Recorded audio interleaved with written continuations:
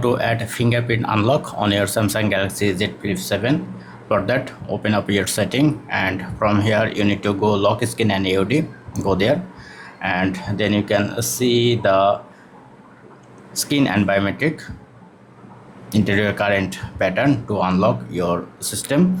Then go to fingerprint, press on add fingerprint, press on continue. Now you need to register.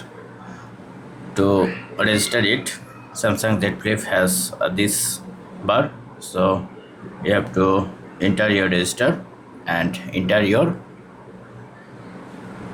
finger. So complete the 100%.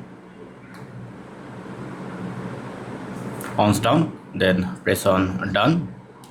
Now if I press my finger here, then you can see it's unlocked. Let's try to unlock my phone. Okay, that's it. Thank you. Don't forget to thumbs up. Have a good day.